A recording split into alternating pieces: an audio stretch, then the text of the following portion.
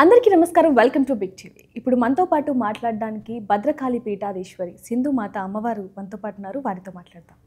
నమస్కారం అమ్మ. నమస్తే అమ్మ. ఎలా ఉన్నారు? బాగున్నానమ్మా. అమ్మ, మీరు చాలా వరకు ఆధ్యాత్మికంగా ముందుంటారు, అమ్మవారికి ముందుంటారని చెప్పచ్చు. ముఖ్యంగా ఇప్పుడు దేవీ నవరాత్రులు మొదలవబోతున్నాయి సెప్టెంబర్ 22 నుంచి. మరి దేవీ నవరాత్రులు అసలు ఏ విధంగా జరుపుకోవాలి అంటారు, ఏంటి? దేవీ నవరాత్రులు అంటే మీకు పేరులోనే వచ్చేస్తుంది రాత్రులు అని. అంటే రాత్రిపూట జరిగేటటువంటి పూజలు అని అర్థం అన్నమాట. అంటే రాత్రిపూట ఎవరికి చేస్తారు? తమోగుణ దేవతలకి చేస్తారు నైట్ టైమ్స్. నవరాత్రులు అంటే అమ్మవారు రాత్రి సమయంలో యుద్ధం చేస్తుందన్నమాట. మామూలుగా మహాలయ పక్షాలు అయిన తర్వాత దేవీ నవరాత్రులు వస్తాయి కాబట్టి మహాలయ పక్షాల్లో ఏంటంటే రుద్రుడు చాలామందిని లయం చేస్తాడు. భూమి మీద భారం ఎక్కువైపోయింది అని చెప్పి చాలామందిని లయం చేస్తారు. చీకటి అనేది ఎక్కువగా ఉంటుంది. తర్వాత నెక్స్ట్ నవరాత్రులు స్టార్ట్ అవుతాయి. అంటే ఏంటి? దీనికి మించిన చీకటి ఏది ఉండదు అని చెప్పి ఆ చీకటిలో నుంచి ఒక వెలుగు ఉద్భవిస్తుందన్నమాట. కాబట్టి ఆ చీకటిలో నుంచి వచ్చే వెలుగే అమ్మవారు. అంటే నువ్వు లయం చేసినంతవరకు చేసావు కదా, ఇంకా నేను సృష్టి చేస్తాను అని చెప్పి అమ్మవారు నవరాత్రులలో సృష్టి చేస్తుంది. అంటే ఈ నవరాత్రుల యొక్క ముఖ్య ఉద్దేశం ఏంటంటే కేవలం మనం ఆత్మశక్తిని పెంచుకోవడం. ఆత్మశక్తి అంటే సోల్ పవర్. మన బాడీలో 3 స్టేజెస్ ఆఫ్ బాడీ ఉంటుంది. Physical body, astral body, soul 3 స్టేజెస్లో ఉంటుంది. ఫిజికల్ బాడీ అంటే మనం హెల్త్ సంబంధించినటువంటి ప్రికాషన్స్ తీసుకుంటాం ఫిజికల్ బాడీ హెల్దీగా ఉండాలంటే. యాస్ట్రల్ బాడీ అంటే ఏంటి? సూక్ష్మ శరీరం. సూక్ష్మ శరీరం అంటే మనసు బుద్ధి ద్వారా ఏర్పడేదాన్ని సూక్ష్మ శరీరం అంటారు. దీన్నే తపో శరీరం అని కూడా అంటారు. ఇప్పుడు పూర్వకాలంలో ఋషుల్ని తీసుకున్నట్లయితే శరీరంలో నుంచి బయటకు వెళ్ళి భూత భవిష్యత్ వర్తమాన కాలాల్లోకి వెళ్ళి ఎక్కడ ఏం జరుగుతుంది, ఎక్కడైతే ఏ విశేషాలన్నీ జరుగుతున్నాయని చూసి మళ్ళీ శరీరంలోకి వచ్చి చెప్పగలిగే వాళ్ళు అన్నమాట. మీరు టిబెటియన్ యోగులను కానీ తీసుకున్నట్లయితే టిబెట్లో చాలామంది ఋషులు అలా పడుకొని ఉంటారు. వాళ్ళకి ఏంటంటే ఒక రకమైనటువంటి దీక్ష ఉంటుంది. అంటే మీరు డీప్ మెడిటేషన్ స్టేట్లోకి వెళ్ళి స్వర్గంలో ఏం జరుగుతుంది, నరకంలో ఏం జరుగుతుంది, వేరే వేరే దివ్యలోకాల్లో ఏం జరుగుతుందో వెళ్ళి చూసి రమ్మని చెప్పేటటువంటి ఒక క్లాసెస్ ఉంటాయన్నమాట టిబెటియన్ యోగులలో. వాళ్ళకి ఆ టైప్ ఆఫ్ ట్రైనింగ్ ఇస్తారు. అంటే అక్కడ ఆత్మ అనేది బాడీని వదిలేస్తే ఏమవుతుంది? బాడీ చనిపోతుంది కదా. కాబట్టి ఏంటంటే వాళ్ళు యాస్ట్రల్ ఫామ్ని బయటికి పంపిస్తారు. అంటే వీళ్ళ మనసు బుద్ధితో ఏర్పడేటటువంటి సూక్ష్మ శరీరాన్ని బయటకు పంపించి అది ఫ్యూచర్లోకి పాస్ట్లోకి వెళ్ళగలదన్నమాట. దీన్నే తపో శరీరం అంటారు. చనిపోయిన తర్వాత ఆత్మని ఉన్నత లోకాలకు తీసుకెళ్ళేది ఈ యాస్ట్రల్ ఫార్మేషనే. ఈ ఆరా అంటాం మనం. 7 షట్చక్రాసు మీరు విని ఉంటారు. 7 చక్రాలు ఉంటాయి మనిషి శరీరంలో అని. ఆ చక్రాలు హ్యూమన్ బాడీలో ఉన్నటువంటి యాస్ట్రల్ ఫార్మ్లో ఉంటాయన్నమాట. మీరు థర్డ్ ఐ అని విని ఉంటారు. ఈ థర్డ్ ఐ అనేది మన సూక్ష్మ శరీరానికి ఉంటుంది. కాబట్టే అది ఫ్యూచర్లోకి వెళ్తుంది, పాస్ట్లోకి వెళ్తుంది. ఇలాగ మన ఋషులు, మన యోగులు బాగా తపస్సు చేసి ఎనర్జీని గెయిన్ చేసుకొని బాగా ఫ్యూచర్ తెలుసుకోవడం, పాస్ట్ తెలుసుకోవడం, లేకపోతే వేరే వేరే లోకాల్లో ఏం జరుగుతుందో తెలుసుకొని గ్రంథస్థం చేశారు. వీటినే వేదాలు అంటారు. మీరు వేదాలు కానీ, తంత్రాలు కానీ, ఉపనిషత్తులు కానీ, లేకపోతే చాలామంది గ్రంథాలు రాశారు కొన్ని విషయాల మీద. అవన్నీ ఎలా బీజాక్షరాలు ఇవన్నీ ఎలా వచ్చాయంటే మన ఋషులు, యోగులు వీళ్ళంతా తపస్సు చేసి అనేక తాళపత్రాల గ్రంథాల కింద రచించినప్పుడు దాన్ని బ్రాంచెస్ చేశారు వేదాలుగా. అంటే వేదాలు ఎలా ఉద్భవించాయి?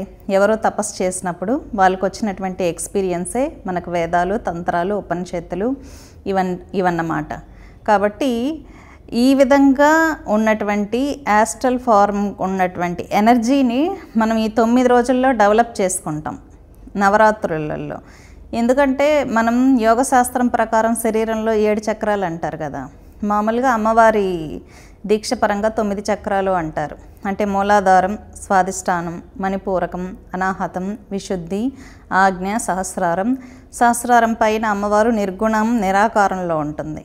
కాబట్టి సహస్రార చక్రంలో ఉన్నటువంటి అమ్మవారిని కాళరాత్రి అమ్మవారు అంటారు. దానిపైన ఉన్న అమ్మవారిని సిద్ధిదాత్రి అమ్మవారు అంటారు. అంటే అక్కడ అమ్మవారు నిరాకారం నిర్గుణంలో ఉంటుందన్నమాట. ఇక్కడ ఉంటుంది సహస్రార చక్రంలో కాళరాత్రి దేవి, తన పైన ఉంటుందన్నమాట సిద్ధిదాత్రి దేవి, 9వ దుర్గా. కాబట్టి ఏంటంటే 9 రోజుల నవరాత్రుల యొక్క ప్రాసెస్ ఏంటంటే అమ్మవారి శక్తి మన భూమికి చాలా దగ్గరగా వస్తుంది. ఆ దగ్గరగా వచ్చినప్పుడు మనం చిన్న పూజ చేసినా సరే అమ్మవారు వచ్చి పూజలో కూర్చుంటుందన్నమాట. మనం ఎనర్జీని బాగా అబ్జర్వ్ చేసుకోవచ్చు, కాస్మిక్ పవర్ని. ఎందుకంటే అమ్మవారు శక్తి స్వరూపిణి, ఎనర్జీ. కాళికాదేవి ఎలక్ట్రికల్ ఎనర్జీ, చాలా స్పీడ్గా ఉంటుందన్నమాట. తర్వాత ప్రత్యంగిర పిడుగు అంటే చాలా స్ట్రాంగ్గా దెబ్బ కొడుతుంది ప్రత్యంగిరాదేవి. ఇంకా దుర్గాదేవి అంటే ఎవరో కాదు, మహాకాళీనే. కాబట్టి దేవి నవరాత్రులు అంటారు. అంటే మహాకాళి ఏంటి, ఉగ్రస్వరూపం. రజోగుణం, తమోగుణం, సత్వగుణం కూడా అమ్మవారే. కాకపోతే మనం కాళికాదేవిని సాధన చేసినప్పుడు మన శక్తి రజోగుణంలోకి తర్వాత సత్వగుణంలోకి మారి నిరాకారం నిర్గుణం అయిపోతుంది. మోక్షాన్ని కూడా ఇస్తుందన్నమాట అమ్మవారు. అమ్మవారి క్యారెక్టర్ని మనం డిసైడ్ చేయలేం. అంటే ఈ అమ్మవారు ఉగ్ర స్వరూపంలోనే ఉంటుంది, లేకపోతే రజోగుణంలో ఉంటుంది, తమోగుణంలో ఉంటుందని చెప్పలేం. ఎందుకంటే అన్ని గుణాలు అమ్మవారిలోనే ఉంది. తర్వాత అమ్మవారు నిర్గుణం, నిరాకారం కూడా. అంటే ఏంటి, ఏ సగుణం సాకారమైన అమ్మవారు నిర్గుణం నిరాకారంలో ఉంటుంది.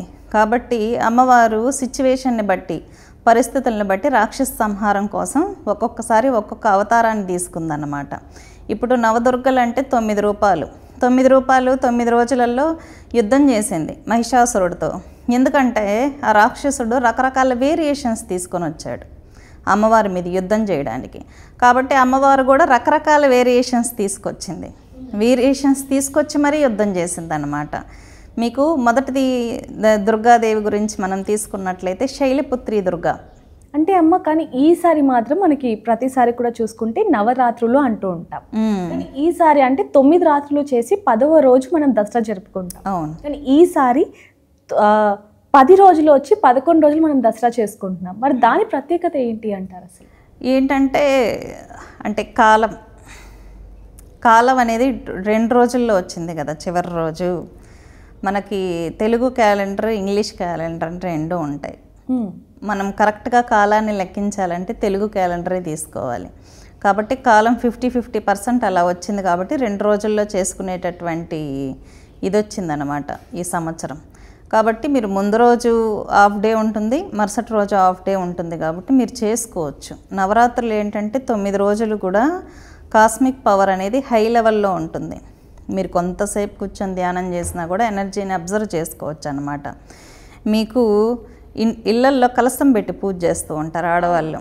కలశం పెట్టి పూజ చేసేటప్పుడు వాళ్ళకి చాలామంది కలశం పెట్టినప్పుడు బ్రహ్మచర్య వ్రతం కూడా పాటించి కింద పడుకుంటారు. వాళ్ళకి నైట్ స్వప్న దర్శనాలు వస్తాయి, పులులు తిరుగుతున్నట్టు, సింహాలు తిరుగుతున్నట్టు. కొంతమంది చెప్తూ ఉంటారమ్మా, మీరన్నట్టుగానే గజ్జల సౌండ్ వినిపిస్తుంది, కుంకుమ కనిపిస్తుంది అంటూ చెప్తూ ఉంటారు. అంటే కేవలం నవరాత్రులు అంటే చాలా మంది కూడా మనం ఏ పూజ చేసినా ఖచ్చితంగా మనం కలశాన్ని పెడుతూ ఉంటాం. అవును. అయితే నవరాత్రుల్లో 9 రోజులు కూడా కలశ పూజ చేస్తున్నప్పుడు కింద నిజంగానే నేల మీద పడుకోవాల్సిందే అంటారా? అదేంటంటే మన డిజైర్. ఇప్పుడు మీరు ఒకరి కోసం ట్రై చేస్తున్నారనుకోండి, మీరు బాగా కష్టపడుతున్నారు, చూడు నేను ఎంత కష్టపడుతున్నానో నీ కోసం అని చెప్పి చూపిస్తామన్నమాట అమ్మవారికి. అంటే నేను చాలా కష్టపడుతున్నాను నీ కోసం, నువ్వు రావాలి, నువ్వు నా కోసం చేయాల్సిందే, నువ్వు వచ్చి పూజలో కూర్చోవాల్సిందే అని డిజైర్తో అమ్మవారిని పిలిచేటటువంటి ప్రక్రియ అన్నమాట.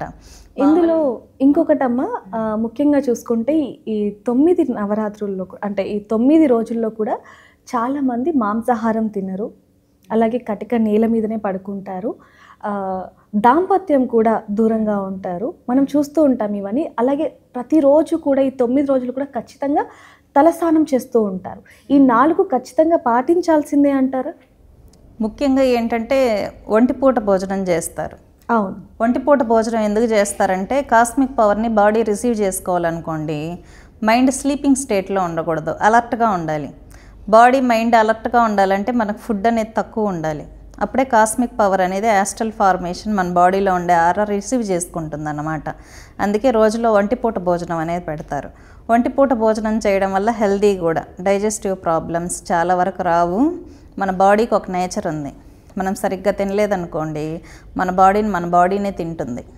అవునా? మీకు ఆకలేసినప్పుడు 2 రోజులు తినకపోతే బాడీలో బాగా స్టమక్లో బాగా పెయిన్ వస్తుంది.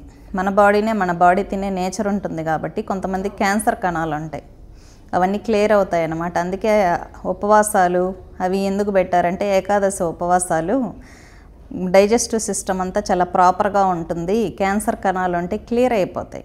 అందుకే ఒంటిపూట భోజనాలు ఉపవాసాలు ఇవన్నీ పెట్టారనమాట. హెల్త్ బాగా సెట్ అవుతుంది కాబట్టి ఒంటిపూట భోజనం అనేది అందుకు పెడతారు. స్వయంగా చేసుకోవాలి. వేరే వాళ్ళు ఎవరైనా వంట చేసి ఆ భోజనం మనం తిన్నామనుకోండి, వాళ్ళ మైండ్ వాళ్ళ ఇంపాక్ట్ ఆ ఫుడ్ మీద ఉంటుంది, మన మైండ్ కూడా ఇన్ఫ్లుయెన్స్ అవుతుంది అన్నమాట. కాబట్టి 9 రోజులు దీక్ష చేసేవాళ్ళు ఎవరి ఫుడ్ వాళ్ళే వండుకొని తినండి. లేదు మీ మదర్ అయితే మీ మదర్ మీ పట్ల పాజిటివ్గా ఉంటే చక్కగా మీ మదర్తో వండించుకోవచ్చు, భార్యతో వండించుకొని తినచ్చు. లేదు వాళ్ళు నెగిటివ్ మెంటాలిటీతో ఇష్టం లేకుండా వంట చేసి మనం పెడుతున్నారంటే మన జపశక్తి అంతా వేస్ట్ అయిపోతుంది. ఎందుకంటే ఫుడ్ చేసేటప్పుడు వంట చేసేటప్పుడు వాళ్ళు మనల్ని తిట్టుకుంటా వండారనుకోండి, ఫుడ్లో అలాగే ఉంటుందన్నమాట. అందుకే హోటళ్ళల్లో ఫుడ్ తినకండి, ఇష్టం లేని వాళ్ళ ఇంట్లలో ఫుడ్ తినకండి అంటారు. ఇంకొకటి ఏంటంటే మనం దీక్షలో ఉన్నప్పుడు మనకు పవర్ ఉంటుంది.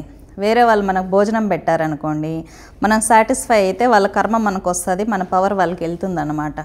కాబట్టి మ్యాక్సిమం మీ ఎనర్జీ మీరు ప్రొటెక్ట్ చేసుకోవాలనుకుంటే మన ఇంట్లో మనమే వండుకొని తినడం బెస్ట్. మగవాళ్ళు అనుకోండి భార్య వండి పెట్టింది తినడం బెస్ట్ అనమాట, భార్య కానీ తల్లి కానీ. ఇలాగా మనం ఎనర్జీని బాగా ప్రొటెక్ట్ చేసుకోవచ్చు నవరాత్రులలో. ఎందుకంటే 9 రోజులు దీక్ష చేస్తున్నాం అనుకోండి, చాలామంది దీక్ష చేస్తే చాలు పనులు అయిపోతాయి అనుకుంటారు. కానీ ఒక వాటర్ బాటిల్కి హోల్ పెడితే వాటర్ ఎలా వెళ్ళిపోతుందో అలాగా మనం నియమాలు కానీ పాటించుకోలేదనుకోండి, మీకు అక్కడ బెనిఫిట్ అనేది కనిపించదు అన్నమాట. ఎప్పుడో సంవత్సరానికి ఒకసారి వస్తాయి నవరాత్రులు. ఆ నవరాత్రులు బెనిఫిట్ పొందాలంటే ప్రికాషన్స్ కూడా తీసుకోవాలి. నెక్స్ట్ ఏంటంటే బ్రహ్మచర్యం ఎందుకు చెప్పారు అంటే, నవరాత్రులలో ఈ భార్య భర్త అనే వాళ్ళు ఇద్దరు ఉన్నప్పుడు ఒకరు దీక్ష చేస్తూ ఇంకొకరు దీక్ష చేయలేదు అనుకుందాం.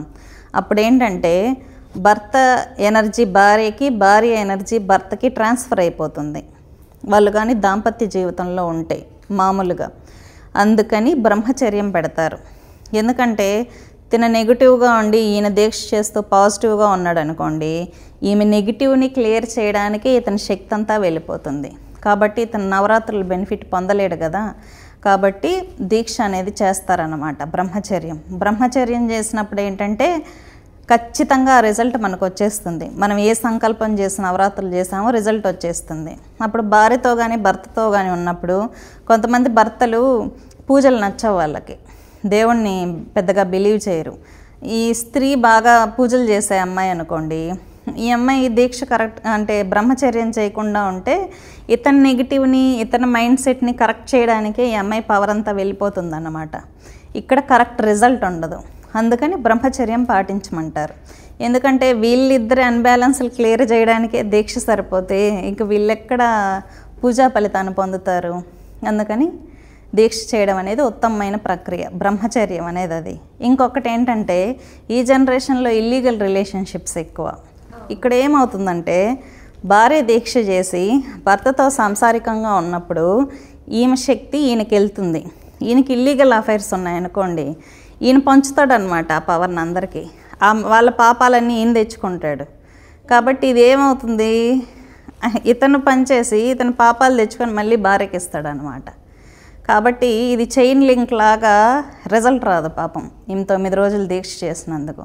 ఇవన్నీ ఎందుకని చెప్పి బ్రహ్మచర్యం పెట్టారు. ఓకే, అంటే అమ్మ ప్రతిరోజు కూడా ఈ నవరాత్రిలో తలంటు స్నానం ఖచ్చితంగా చేయాల్సిందే అంటారు? తలంటు స్నానం ఏంటంటే స్త్రీ పాపిట్లో గంగాదేవి ఉంటుందన్నమాట. అందుకే స్త్రీలను పాపిట్లో బొట్టు పెట్టుకోమంటారు. మంగళవారం శుక్రవారం తలస్నానం చేస్తే సరిపోతుంది. ప్రతిరోజు తలస్నానాలు చేయాల్సిన అవసరం ఉండదు స్త్రీలకి, ఎందుకంటే వాళ్ళు పవిత్రంగానే ఉంటారు కాబట్టి.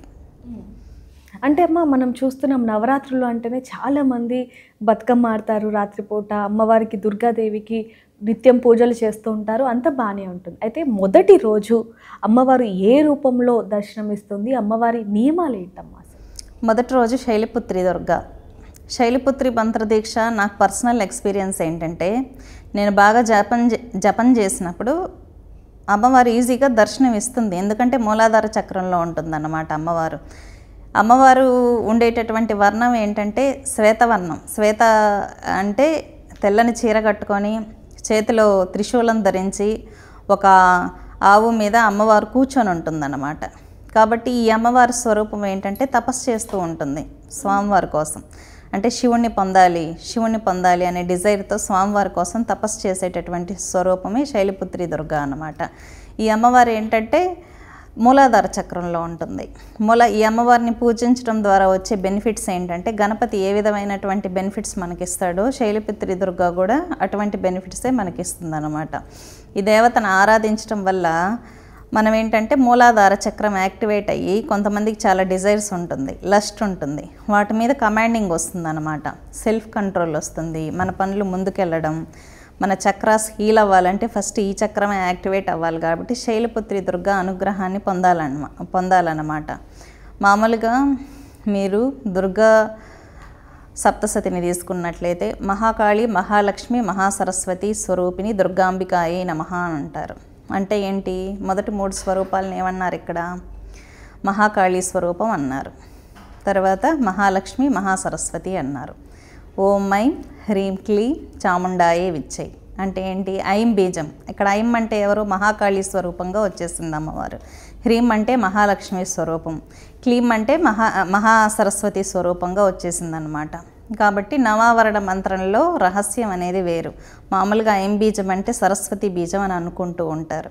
కానీ దుర్గా నవావరణ మంత్రాన్ని తీసుకున్నట్లయితే మనం మొదటిగా ఐం అంటే మహాకాళి స్వరూపం వచ్చేస్తుంది అన్నమాట. అలాగా శైలపుత్రి ఆరాధన వల్ల ఏంటంటే ఫస్ట్ మూలాధార చక్రం యాక్టివేట్ అయ్యి మన డిజైర్స్ మీద మనకు కంట్రోల్ వస్తుంది, సెల్ఫ్ కంట్రోల్. కాబట్టి ఈ అమ్మవారిని ఆరాధించడం అనేది ఏంటంటే ఎక్కువగా స్టూడెంట్స్కి ఏంటంటే కౌమార దశ వచ్చేసరికి డిజైర్స్ స్టార్ట్ అవుతాయి బాడీలో. వాళ్ళకి కంట్రోలింగ్ కెపాసిటీ ఉండదన్నమాట. మంచిగా మనం వాళ్ళ ఎడ్యుకేషన్ మీద ఎఫర్ట్స్ పట్టాలి, కాన్సన్ట్రేషన్ ఉండాలి అనుకుంటే ఈ అమ్మవారిని ఆరాధించాల్సి ఉంటుంది. అంటే అమ్మ నియమాలు ఏమన్నా ఉంటాయంటారా? అంటే ఒక్కరోజు ఒక్కొక్క అవతారం కాబట్టి మరి మొదటి రోజు అమ్మవారికి పెట్టే నైవేద్యం కానివ్వండి, లేకపోతే పఠించే మంత్రం కానివ్వండి, ఇందాక మీరు చెప్పినట్టుగా అదే ఉంటుందంటారా, లేకపోతే ఇంకేదైనా ఉంటుందంటారా? అమ్మవారు శైలపుత్రి దుర్గా అంటే నవావరణ మంత్రాన్ని మీరు జపం చేయొచ్చు 9 రోజులు కూడా. చాలామంది ఈ మధ్య మంత్రదీక్షలు చేస్తున్నారన్నమాట, గురువుల దగ్గర నుంచి స్వీకరించి. 9 రోజులు ఖచ్చితంగా అదే మంత్రాన్ని జపం చేసుకోవచ్చు. మామూలుగా ఏ జపం చేయాలన్నా గణపతికి మంత్రం జపం చేయాల్సి ఉంటుంది మొట్టమొదట. తర్వాత గురువుని ఆరాధించాలి, తర్వాత భైరవుణ్ణి, తర్వాత అమ్మవారిని. ఇలా నలుగురిని ఆరాధించడం వల్లే రిజల్ట్ ఉంటుందన్నమాట. దీక్షలు ఉన్న వాళ్ళు ఆ దీక్ష కంటిన్యూ చేయండి 9 రోజులు. లేదు మాకు దీక్ష లేదు అని అనుకున్నప్పుడు మీకు సిద్ధకుంజికా స్తోత్రం ఉంటుంది. సిద్ధకుంజికా స్తోత్రం చేసినప్పుడు అమ్మవారి బీజాక్షరాలు మన శరీరంలో ప్రతిష్ఠ అవుతాయన్నమాట. ఎవరైనా స్త్రీలు సాధన చేసుకోవచ్చు. లేదంటే దీక్ష లేని వాళ్ళు దేవి ఖడ్గమాలను కానీ, లలితా సహస్రనామాలు కానీ, కమలాత్మిక ఖడ్గమాల అని ఉంది. ఎవరికైనా అప్పు కూడా ట్రై చేస్తుంటే అప్పులు దొరకలేదనుకోండి, రావాల్సిన డబ్బులు రాలేదనుకోండి, వాళ్ళు కమలాత్మిక ఖడ్గమాలను చేస్తే మనకు అమౌంట్స్ దొరుకుతాయి అన్నమాట. రావాల్సిన డబ్బులు రావడం కానీ, లేదంటే ఎక్కడైనా లోన్స్కి అప్లై చేస్తూ ఉంటారు, లోన్స్ శాంక్షన్ అవ్వడం కానీ జరుగుతుంది. కాబట్టి ఖడ్గమాల అంటే ఏంటంటే కత్తుల మాల అని అర్థం. లక్ష్మీదేవి చేతిలో కత్తుంటే ఏం చేస్తుంది? డబ్బులు తీసుకొస్తుంది. మాతంగిదేవి చేతిలో కత్తుంటే ఏం చేస్తుంది? అమ్మవారు పోరాడి జనాకర్షణ తీసుకొస్తుంది. అలాగే కాళికాదేవి చేతిలో కత్తుంటే ఏం చేస్తుంది? న్యాయం చేస్తుంది ఎదుటి వ్యక్తికి. ఎవరైతే సఫర్ అవుతున్నారో లక్ష్మీదేవికి రక్షణ దేవత భద్రకాళి అన్నమాట. అమ్మవారి మీదకి రాక్షసులు వచ్చినప్పుడు మహాలక్ష్మికి అమ్మవారు రక్షణ దేవత కాబట్టి భీకరంగా పోరాడుతుంది ధర్మం కోసం, న్యాయం కోసం. చాలామంది లేడీస్ని హరాస్ చేస్తూ ఉంటారు మగవాళ్ళు. అలాంటి వాళ్ళందరూ భద్రకాళి ఉపాసన చేస్తే వాళ్ళకి తిప్పి కొడుతుంది అన్నమాట. ఎక్కడ కొట్టాలో అక్కడ దెబ్బ కొడుతుంది భద్రకాళి. కాబట్టి ప్రతి రూపానికి ఒక ప్రత్యేకత ఉంది. కాబట్టి మీరు ఈ నవరాత్రుల్లో మంత్రాలే కాకుండా మీకు దీక్ష ఉంటే మంత్రజపం చేసుకోవచ్చు. లేదంటే సహస్రనామాలు కానీ, అష్టోత్తరాలు ఉంటాయి. మహాలక్ష్మి అష్టోత్తరంతో కుంకుమార్చన చేస్తే బాగా డబ్బులు వస్తాయి.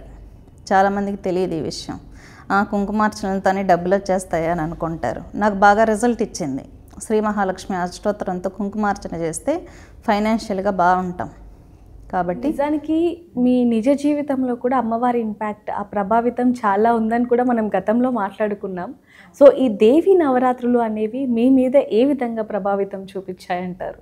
ఎందుకంటే దేవీ నవరాత్రులు అంటే ప్రతి దేవీ నవరాత్రులకి నాలో అంటే నాకు స్టేజెస్లో చేంజెస్ వస్తుంది అన్నమాట.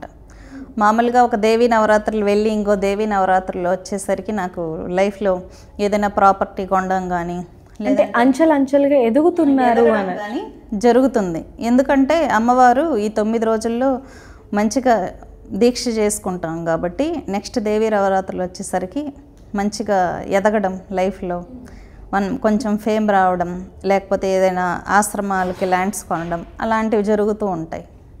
నవరాత్రుల్లో 2వ రోజు బాల త్రిపుర సుందరిగా అమ్మవారు భక్తులకి దర్శనం ఇవ్వబోతున్నారు. మరి అమ్మవారిని ఏ విధంగా పూజించాలి ఏంటి? బాల త్రిపుర సుందరిని మామూలుగా అమ్మవారి యొక్క చిన్నపిల్లగా భావించేటటువంటి దశ అన్నమాట. లలితా త్రిపుర సుందరి యొక్క బాల్యావస్థని బాల త్రిపుర సుందరి అంటారు. అంటే ఇక్కడ ఏంటంటే బండాసురుడితో లలితాదేవి యుద్ధం చేసేటప్పుడు బండాసురునికి పుత్రులు ఉంటారన్నమాట, 8 మంది. ఈ 8 మందితో అమ్మవారి బాలాస్వరూపమైనటువంటి బాల త్రిపుర సుందరి యుద్ధం చేస్తుంది. యుద్ధం చేసినప్పుడు ఏముంది చిన్నపిల్లే కదా అని చెప్పి ఈ 8 మంది రాక్షసులు అమ్మవారిని చూసి అపహాస్యం చేస్తారు. అపహాస్యం చేసినప్పుడు ఏంటంటే బాల త్రిపుర సుందరి దేవి వాళ్ళకి జ్ఞానాన్ని బోధిస్తుంది. జ్ఞానాన్ని బోధించినా కూడా అసురులు విన్నరు అన్నమాట. వాళ్ళకు ఉన్నటువంటి అసురత్వం యొక్క నేచర్తో అమ్మవారి యొక్క జ్ఞానబోధ అనేది వాళ్ళకు అందదు. కాబట్టి అమ్మవారు వారిని సంహరిస్తుంది శ్రీచక్రం మీద కూర్చొని మరి. కాబట్టి బాల ఆరాధన చేసిన వాళ్ళు లలిత ఆరాధన చేసిన వాళ్ళతో సమానం. ఎందుకంటే లలితాదేవి ఎటువంటి అనుగ్రహాన్ని అయితే మన మీద కురిపిస్తుందో అలాగే బాల త్రిపుర సుందరి కూడా పూర్తి అనుగ్రహాన్ని మన మీద కురిపిస్తుంది. ఎక్కువగా బ్రాహ్మణులు బాల త్రిపుర సుందరి ఉపాసన చేస్తూ ఉంటారన్నమాట. కేరళ ప్రాంతంలో కూడా బాల ఆరాధన అనేది ఎక్కువగా జరుగుతుంది. అమ్మవారి ఎవరైతే బాలస్వరూపంలో ఆరాధన చేస్తారో అమ్మవారు చిన్నపిల్ల స్వరూపంలో మనకు స్వప్న దర్శనాలు ఇవ్వడం కానీ, మన ఇంట్లో అమ్మవారు చిన్నపిల్ల రూపంలో గజ్జలు కట్టుకొని తిరుగుతూ ఉన్నట్టు దర్శనాలు ఇవ్వడం కానీ జరుగుతుందన్నమాట. కాబట్టి బాలస్వరూపంని ఎవరైతే ఆరాధిస్తారో వారికి సరైనటువంటి పుత్రికా సంతానం కూడా కలుగుతుంది. చాలామంది ఆడపిల్లలు కావాలని కోరుకునే వాళ్ళు కూడా ఉంటారు. అటువంటి వాళ్ళు బాల త్రిపుర సుందరి ఆరాధన చేస్తే చక్కటి ఆడపిల్ల అమ్మవారి స్వరూపంలో ఆ ఇంట్లో జన్మిస్తుందన్నమాట. చిన్నపిల్లలు ఏవైతే ఆడపిల్లలు ఇష్టంగా తింటారో అటువంటి వాటిని అమ్మవారికి నివేదన చేయడం అనేది చాలా ఉత్తమం. అమ్మ 3వ రోజు గాయత్రీదేవి. మరి అమ్మవారికి గాయత్రీదేవిగా దర్శనం ఇస్తున్నారు కాబట్టి అమ్మవారిని ఏ విధంగా పూజించాలి ఏంటి? గాయత్రీదేవి అండి, గాయత్రీదేవికి ముఖ్యంగా ఇంట్లో పిల్లలు ఉన్నప్పుడు పిల్లల్ని తీసుకొచ్చి పూజలో భాగం చేయడం అనేది చాలా ఉత్తమం. అక్షరాభ్యాసం చేయిస్తూ ఉంటారు. 3వ రోజు నవరాత్రుల్లో 3వ రోజు అక్షరాభ్యాసం చేయించడం చాలా ఉత్తమమైనటువంటి ప్రక్రియ. నాలుకలో బీజాక్షరాలు రాయిపిస్తూ ఉంటారు. ఆ టైంలో గాయత్రి అవతారం రోజు పిల్లల్ని తీసుకొచ్చి నాలుకలో బీజాక్షరాలు రాస్తే కూడా ఆ మంత్రశక్తి వల్ల బాగా మాట్లాడతారు. మాటలు రాని వాళ్ళకు కూడా మాటలు వచ్చిన సందర్భాలు ఉన్నాయి. మీరు తిరుమలలో చూసుకున్నట్లయితే మాటలు రాని పిల్లోడు గోవిందా అని అన్నారనమాట. స్పిరిచువాలిటీకి అంత శక్తి ఉంది కాబట్టి స్పిరిచువాలిటీ వల్ల మాటలు వస్తాయి, మంచిగా వాళ్ళకు వాక్కు వస్తుంది, మంచి మెమొరీ వస్తుంది. కాబట్టి ఆ రోజు చేసేటటువంటి పూజలలో పిల్లల చేత చేయించడం చాలా ఉత్తమం. అష్టోత్తరాలు ఉంటాయి, వాళ్ళు కష్టపడినా ఇబ్బంది పడినా సరే వాళ్ళని కూర్చోబెట్టి వాళ్ళతోనే పూజ చేయించండి. ఇంకా ప్రసాదాలు అంటారా, మీ ఇంట్లో మీకు ఏది నచ్చితే అమ్మవారికి అదే వండి పెట్టండి. ఇంట్లో ఏది ఉంటే అదే వండి పెట్టండి. ఇబ్బంది పడిపోయి ఈరోజు ఇదే చేయాలి అని చెప్పి ఇంట్లో గొడవలు పెట్టుకోవాల్సిన అవసరం లేదు. ఏది ఉంటే అమ్మవారికి ఇది పెట్టాలి అని మనసుకు అనిపిస్తే అది ప్రసాదం మడిగట్టుకొని నీట్గా ప్రసాదం చేసి అమ్మవారికి నివేదన చేయడం అనేది మంచిది. గాయత్రీదేవి మామూలుగా ఎక్కువగా బ్రాహ్మణులు ఉపాసన చేస్తూ ఉంటారు. కానీ అమ్మవారిలో సత్వరజ తమో గుణాలు 3 ఉంటాయన్నమాట. ముఖ్యంగా విజయవాడ కనకదుర్గ అమ్మవారికి 3వ రోజు గాయత్రీదేవి అలంకరణ చేస్తూ ఉంటారు. అమ్మవారు విద్యాస్వరూపిణి కాబట్టి ఎక్కువ మంది స్టూడెంట్స్, ప్రిన్సిపల్స్, లెక్చరర్లు కూడా పిల్లల్ని తీసుకొచ్చి ఆ టైంలో దర్శనాలు చేయించడం కానీ, లేకపోతే కళాశాలల్లో పూజలు నిర్వహించడం, గాయత్రి మాత ఆరాధన చేయడం ఎక్కువగా చేస్తూ ఉంటారు. ముఖ్యంగా అమ్మవారు విద్యను ఇవ్వడమే కాకుండా సంహార శక్తి కూడా, శత్రువుని ఈజీగా సంహరించేటటువంటి దేవతలలో గాయత్రి శక్తి చాలా గొప్పది. అంటే సాత్వికంగా ఉన్న దేవత ఉగ్ర రూపం తీసుకుంటే ఆ వైలెన్స్ మనం భరించలేం. ఉగ్ర దేవత ఆల్రెడీ ఉగ్రంగా ఉంటుందని ఒక ఐడెంటిటీ ఉంటుంది ఎదుటి వాళ్ళకి, కానీ సాఫ్ట్ కార్నర్లో ఉండే దేవత సీరియస్ అయితే ఎలా ఉంటుందో అసలు ఊహించని కూడా ఊహించలేమన్నమాట. కాబట్టి సాఫ్ట్గా సాత్వికంగా ఉన్న దేవతలు శత్రు సంహారం చేస్తే అతి భీకరంగా సంహారం చేస్తారు.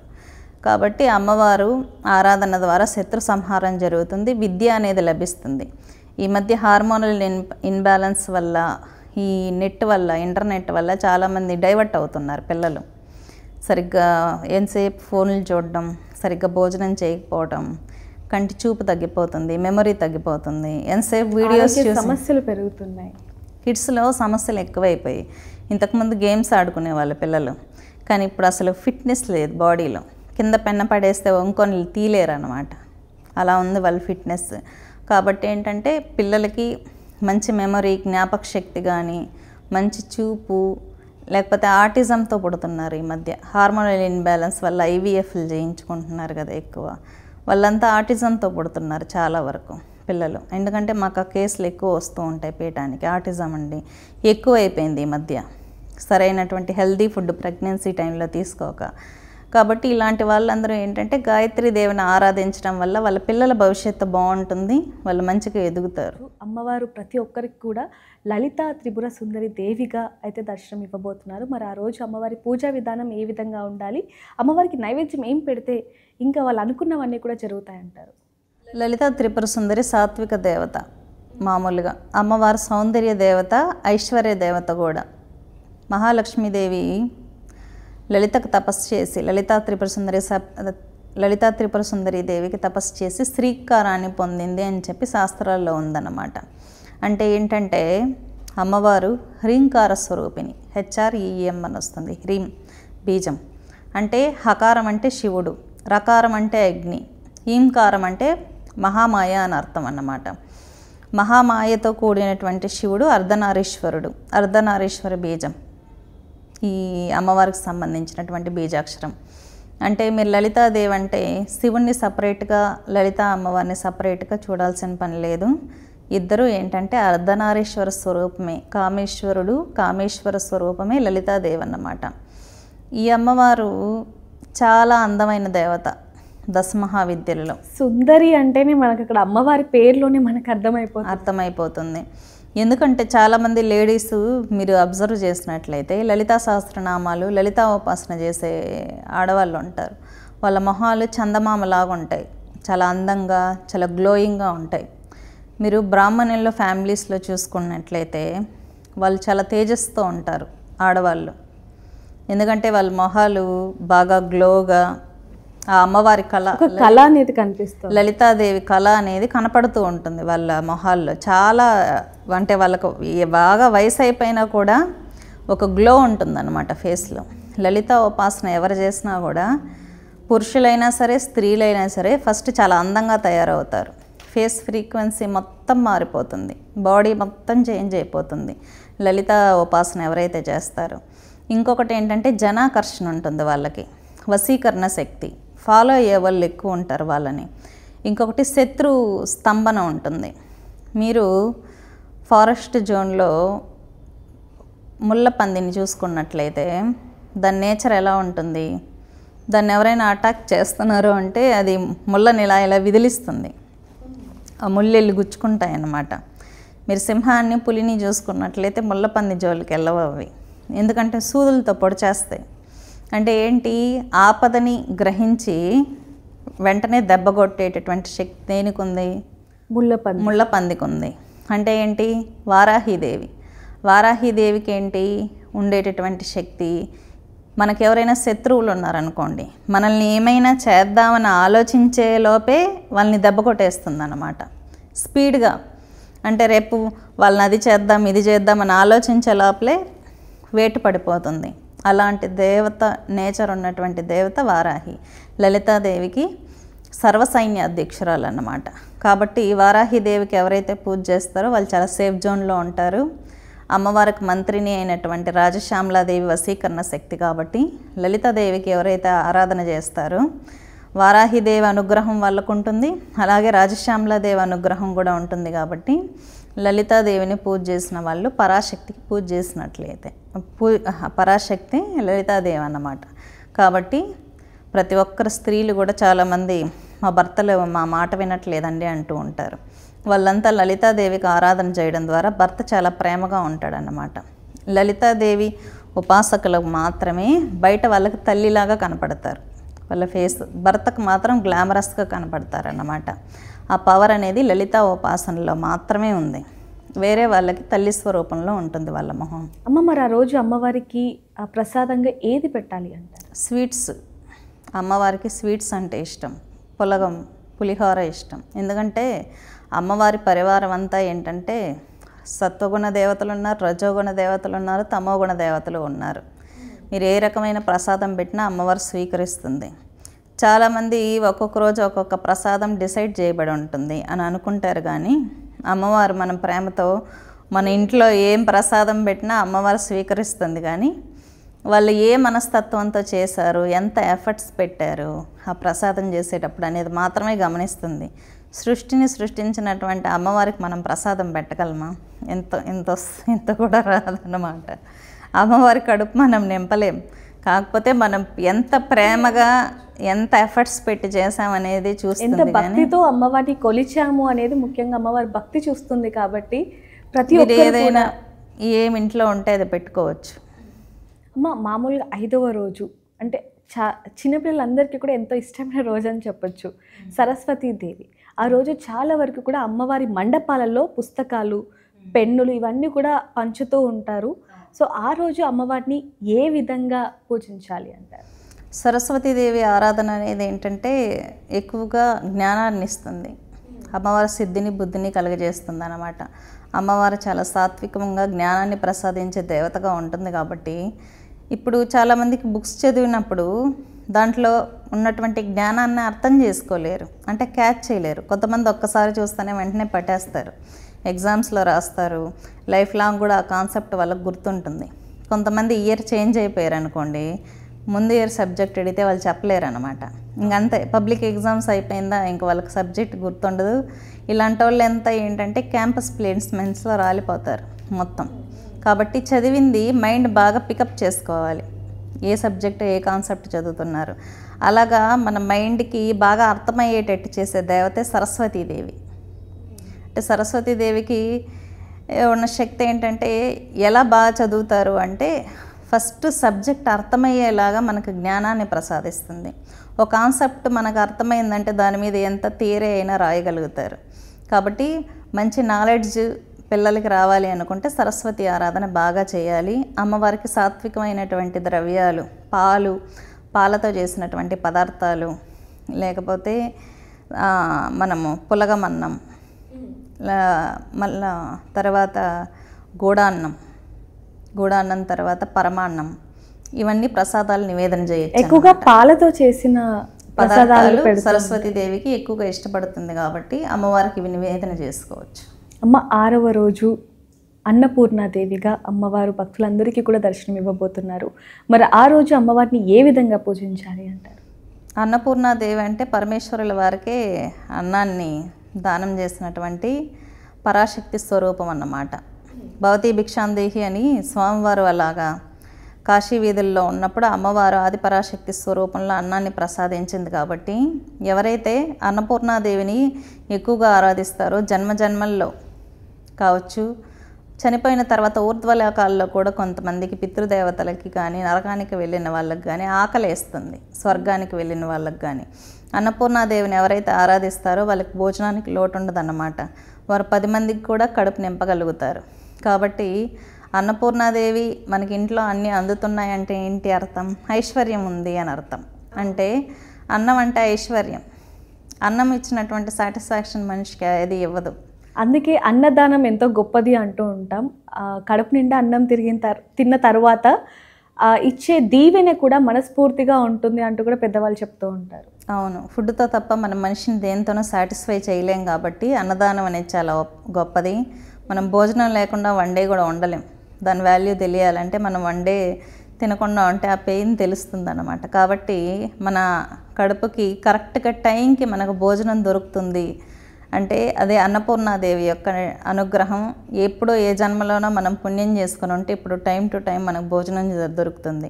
మీరు పాశ్చాత్య దేశాల్లో ముస్లిం కంట్రీస్లో తీసుకున్నట్లయితే మీరు వీడియోస్ చూస్తూ ఉంటారు. ఒక పూట భోజనం లేక చిన్నపిల్లలు హెలికాప్టర్ నుంచి భోజనం వదులుతుంటే ఇసుకలో కలిసిపోయినా కూడా వాళ్ళ భోజనాన్ని తీసుకొని తింటున్నారన్నమాట. అంటే దేవుడు మనకి మంచి అనుగ్రహాన్ని కల్పించాడు అని చెప్పి మీరు భావించాలి.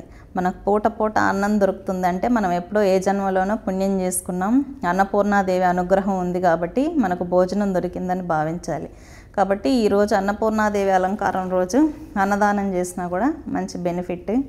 ఎవరైనా అన్నదానం చేయదలిస్తే గుళ్ళల్లో అన్నదానం చేయండి, చాలా మంచిది. అమ్మ 7వ రోజు మహాలక్ష్మి.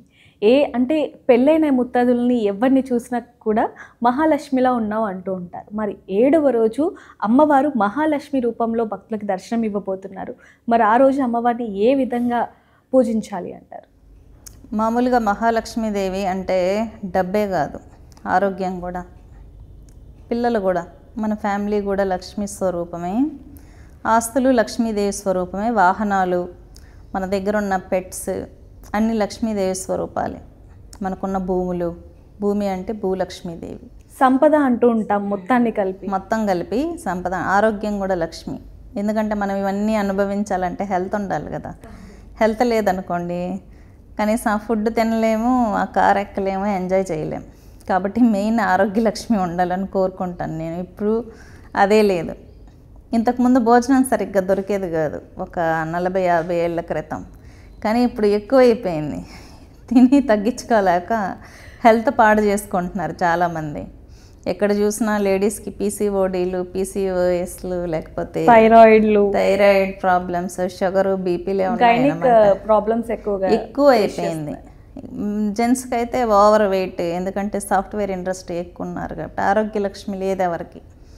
కాబట్టి ఈసారి వచ్చే నవరాత్రుల్లో మహాలక్ష్మి అవతారంలో ఆరోగ్య లక్ష్మి కావాలి అని చెప్పి భావించి ఎవరైతే దీక్ష చేస్తారో కనీసం ఈ దీర్ఘకాలిక రోగాలు అంటారు, ఎంతో పాపం చేస్తే కానీ ఈ రోగాలు రావన్నమాట. అంటే దీర్ఘకాలిక రోగాలు ఎవరికి వస్తాయంటే ఎక్కువ పాపకర్మలు ఎక్కువైపోయిన వాళ్ళకి వస్తాయి. కాబట్టి ఆ కర్మలన్నీ కరిగిపోవాలంటే మహాలక్ష్మి అవతారం రోజు ఆరోగ్యం కావాలి, హెల్త్ బాగుండాలి అని చెప్పి దీక్ష చేసుకోండి. మంచి బెనిఫిట్ ఉంటుంది. అమ్మవారికి గోడాన్నం అంటే చాలా ఇష్టం, పరమాన్నం అంటే కూడా చాలా ఇష్టం. పాలలో బియ్యాన్ని ఉడికించి పాయసం చేస్తారు, బియ్యంతో వండినటువంటి పాయసం, అది చాలా ఇష్టం అన్నమాట.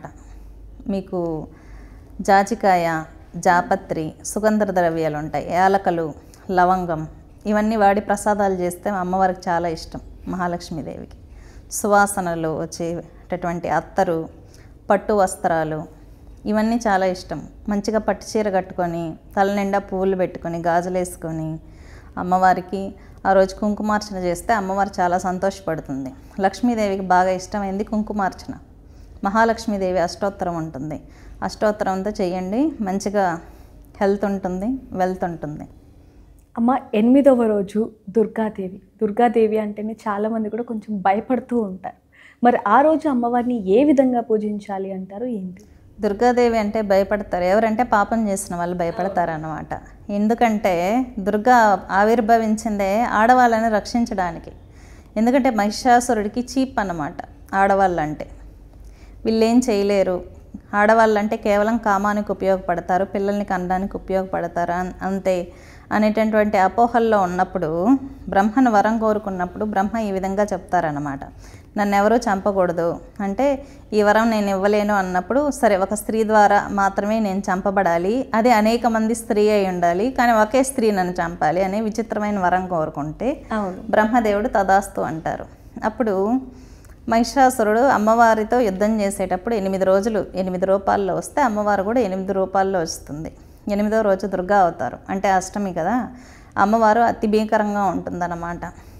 మహిషాసురుడితో యుద్ధం చేస్తున్నప్పుడు మహిషాసురుడు అమ్మవారి చుట్టూ యోగినీలు ఉంటారు. అష్టమాతృకులు 64 మంది యోగినీలు. ఏంటి నువ్వు ఎంతమందితో వచ్చి నా మీద యుద్ధం చేస్తున్నావు, ఇది నీకు న్యాయం కాదు, నీకు ధైర్యం ఉంటే ఒకటే పోరాడు అని అడుగుతాడు. ఒకటే పోరాడు అంటే అమ్మవారు వీళ్ళందరూ చాలామంది అనుకుంటున్నారా, వీళ్ళందరూ కూడా నా శరీరంలోనే భాగాలే అని చెప్పి యోగినీలు మాతృకులందరూ అమ్మవారి శరీరంలోనే కలిసిపోతారన్నమాట. అప్పుడు ఒక్క అమ్మవారే దుర్గా మాత్రమే త్రిశూలం తీసుకొని యుద్ధం చేస్తుంది. యుద్ధం చేస్తున్నప్పుడు అమ్మవారికి ఒక ఆలోచన వస్తుంది అనమాట, ఇతను కూడా నా బిడ్డే కదా అని చెప్పి. ఎందుకంటే ఆమె జగన్మాత కదా, అవును, చంపాలనిపించదు. చేతిలో పానపాత్ర ఉంటుంది అమ్మవారికి. పానపాత్ర ఇలా తాగుతుంది. తాగి మత్తులో త్రిశూలం తీసుకొని పైకి ఎగురుతుందన్నమాట. పైకి ఎగిరి తల మీద కూర్చొని త్రిశూలంతో సంహారం చేస్తుంది అమ్మవారు. త్రిశూలంతో సంహరిస్తానే వెంటనే యమధర్మరాజు వచ్చేస్తాడు, యమలోకానికి తీసుకెళ్దామని. అమ్మవారు చాలా సీరియస్గా చూస్తుంది యమధర్మరాజుని. నా చేతిలో సంహరించబడిన వాడు మోక్షాన్ని పొందుతాడు, అందులోనూ పూజ్యనీయుడవుతాడు. ఎందుకంటే అమ్మవారి శరీరం కదా టచ్ అయ్యింది. సాక్షాత్తు అమ్మవారితో యుద్ధం చేసిన వాళ్ళు, అమ్మవారితో చంపబడిన వాళ్ళు ఏంటి డైరెక్ట్ మోక్షాన్ని పొందుతారు. కాబట్టి మీకు దుర్గాదేవి పాదాల కింద మహిషాసురుడు ఉంటాడు. అవును, మీకు ఐడియా ఉందా విగ్రహాలు చూసినప్పుడు? చూసాం. ఎందుకంటే అమ్మవారు చేయి పడింది. చేయి పడితే వాళ్ళకు మోక్షం సిద్ధిస్తుంది, దివ్యత్వం కూడా వస్తుంది కదా. కాబట్టి ఇంకా భయపడి వెళ్ళిపోతారన్నమాట. దుర్గాదేవి అంటే ఎవరు? దక్షిణకాళి. ఆల్రెడీ మార్కండేయ మహర్షిని సంహరిద్దామని యమధర్మరాజు వెళ్ళినప్పుడే అమ్మవారు ఒక్క తన్నుదంతుంది యమధర్మరాజుని. అందుకే ఆయనకి భయం అన్నమాట, వెంటనే వెళ్ళిపోతాడు యమధర్మరాజు.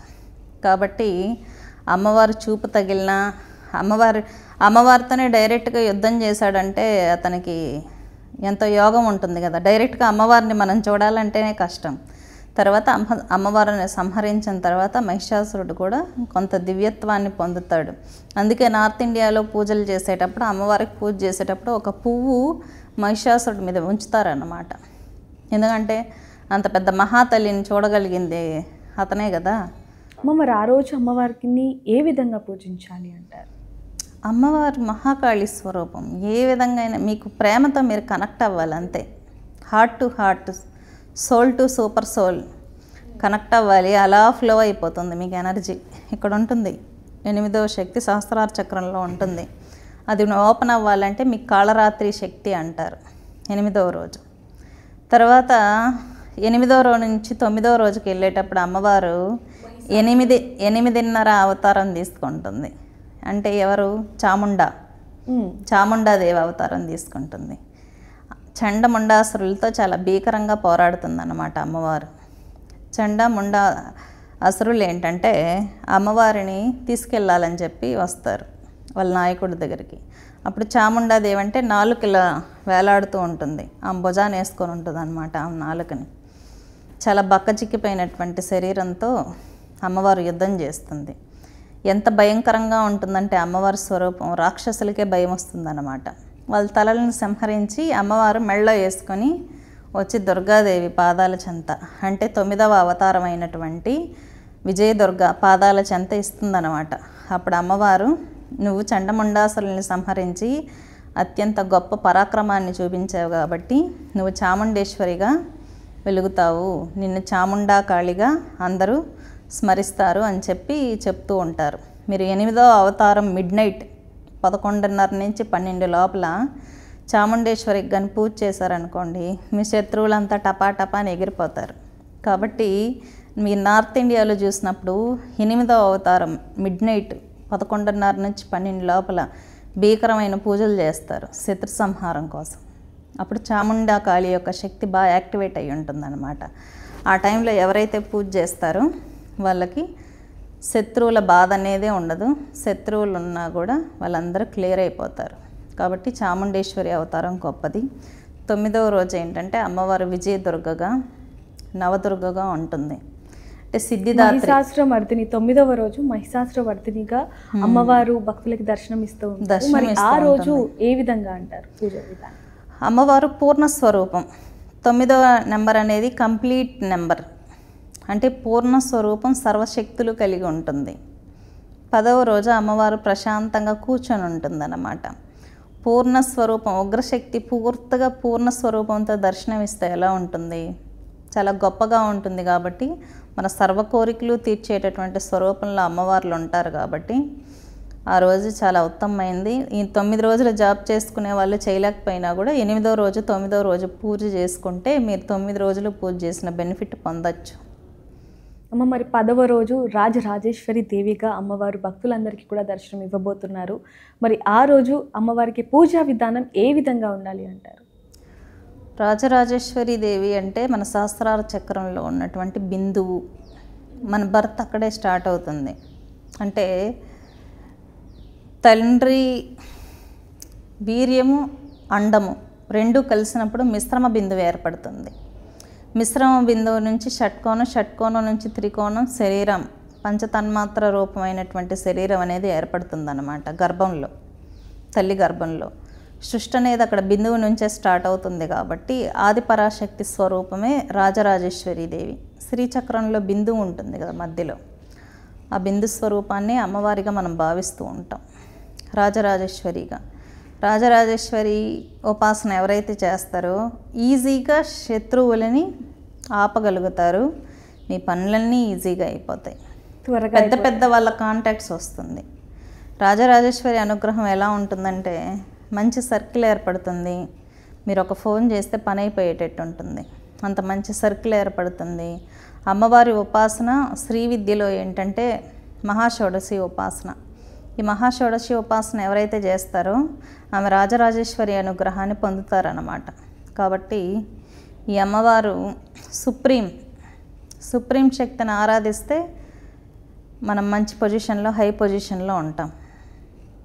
అమ్మ, చివరిగా చూసుకుంటే దేవీ నవరాత్రుల్లో చాలామందికి అనుకోకుండా నెలసరి రావటం ఇలాంటివి కొంచెం ఇబ్బందికరంగా మారుతూ ఉంటాయి. అంటే కొంతమంది దీక్షగా ఉన్నప్పటికీ కూడా, అంటే మనం చూస్తూ ఉంటాం నవరాత్రుల్లో చాలామంది కూడా 9 రకాల గాజులు వేసుకోవటం, చెప్పులు లేకుండా నడవటం, ఇలా అమ్మవారి దీక్షలోనే కొంచెం ఉంటూ ఉంటారు. కాబట్టి మరి వాళ్ళకి అనుకోని పరిస్థితుల్లో నెలసరి వస్తే మరి ఎటువంటి ఇబ్బందులు ఏమైనా ఎదుర్కోవాలి అంటారా, లేకపోతే పర్లేదు అంటారా? గురు పరంపరలో కొంతమంది దీక్షలు తీసుకొని ఉంటారు. వాళ్ళు గురు పరంపరను అనుసరించే నియమాలు ఉంటాయి. తర్వాత ఏంటంటే గురువు తర్వాత మామూలుగా దీక్ష తీసుకున్న వాళ్ళు దీక్ష మధ్యలో పీరియడ్స్ అయ్యారనుకోండి, వాళ్ళకి ఎలాగో 3 days 5 days ఉంటాయి. కాబట్టి దీక్షా వస్త్రాలన్నీ పక్కన పెట్టి మీ రజస్వల నియమాలన్నీ పాటించుకున్న తర్వాత మళ్ళీ దీక్ష చేసుకోవచ్చు, ఎటువంటి ఇబ్బంది లేదు. అమ్మ, ఖచ్చితంగా 5 రోజులు దూరంగా ఉండాల్సిందే అంటారు. ఎందుకంటే కొంతమంది పెద్దవాళ్ళు చెప్తూ ఉంటారు దేవీ నవరాత్రులు కాబట్టి ఖచ్చితంగా కొన్ని నియమాలు పాటించాల్సిందే, 5 రోజులు కూడా పాటించాలి అంటారు. మరి 3 రోజులు సరిపోతుందంటారా, లేకపోతే 5 రోజులు ఖచ్చితంగా చేసుకోలేని వాళ్ళు చివరి 3 రోజులు చేసుకోవచ్చు, 10 రోజుల్లో చివరి 3 రోజులు చేసుకోవచ్చు. లేదు దీక్ష తీసుకున్నాక పీరియడ్స్ అయిన వాళ్ళు 5 రోజులు పక్కన పెట్టేసి మిగిలిన రోజులు దీక్ష చేసుకోవచ్చు తలస్నానం తర్వాత. అమ్మ, మరి చాలామందికి ఉండే ప్రశ్నలు కొన్ని ఉంటాయి. అంటే గత సంవత్సరం మేము అమ్మవారి దీక్ష తీసుకున్నాం, మరి ఈ సంవత్సరం తీసుకోలేకపోతున్నాం, కొంచెం అంటూ ఉండటమో లేకపోతే ఇంట్లో ఏమైనా అకాల మరణం చెందటమో ఇలాంటివి ఉంటాయి. కాబట్టి మరి దీక్ష తీసుకోవచ్చా, తీసుకోకూడదా అంటే ఏం చెప్తారు? దేవీ నవరాత్రులకి అలాంటి నియమాలు ఏమి ఉండవు.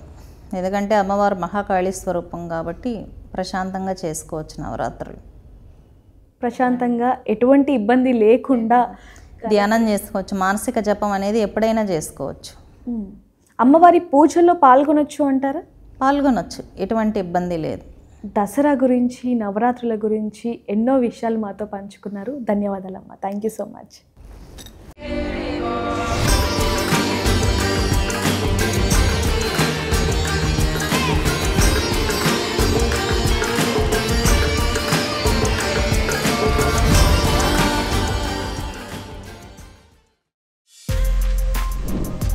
For more videos like this, subscribe Big TV channel.